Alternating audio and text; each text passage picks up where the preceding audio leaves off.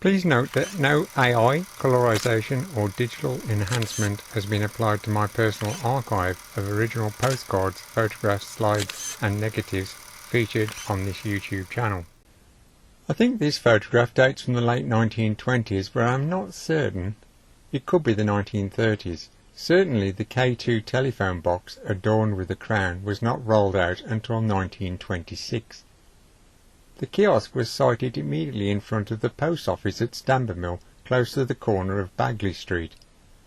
The buildings have long gone, the site being occupied by an enlarged road junction with traffic lights. Once again, the automobile has dominated proceedings.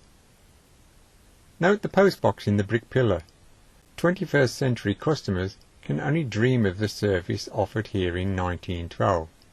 That small box was cleared at 5:15 in the morning, also again at 8:30, 9:30, 11:30, 12:30, 14:45, 17:30, 1900, 2000 hours, and even 2045 hours. 10 collections a day, 6 days a week. It was also cleared on Sundays, but with less frequency. William Hughes was the sub-postmaster in 1912. A bloke with a ladder is in the front garden of the cottage adjoining the post office.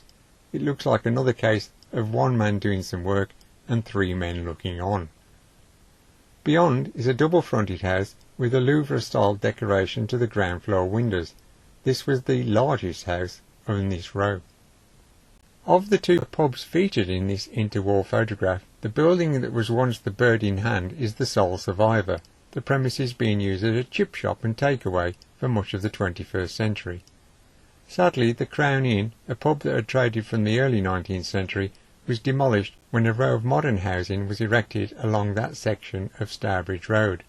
When I say modern, I mean the 1960s.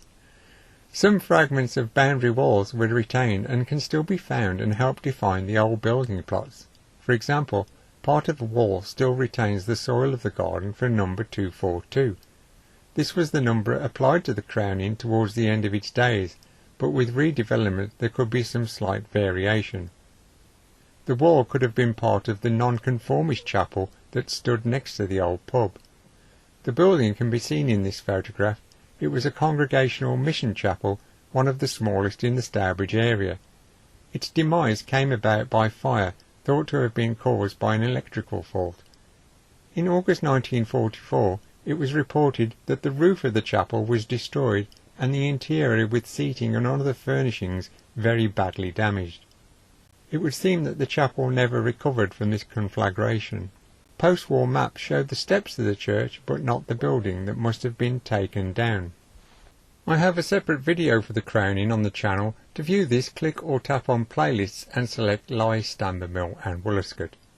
The Cox family had the strongest connection with the pub, the building being owned in the 1880s by the miner Thomas Cox.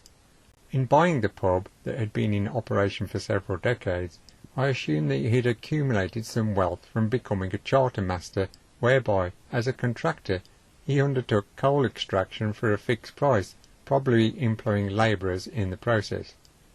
The pub's customers were mainly involved in mining either for coal or fireclay, though a significant number worked locally as spade makers. Thomas Cox was proprietor of the Crown Inn for 18 years, being succeeded by his son James. Thanks for viewing and listening to my blurb. If you enjoyed the video, please give a thumbs up. Post your comments below if you have more info or a question. If you think these video clips rock, you can also subscribe to the channel.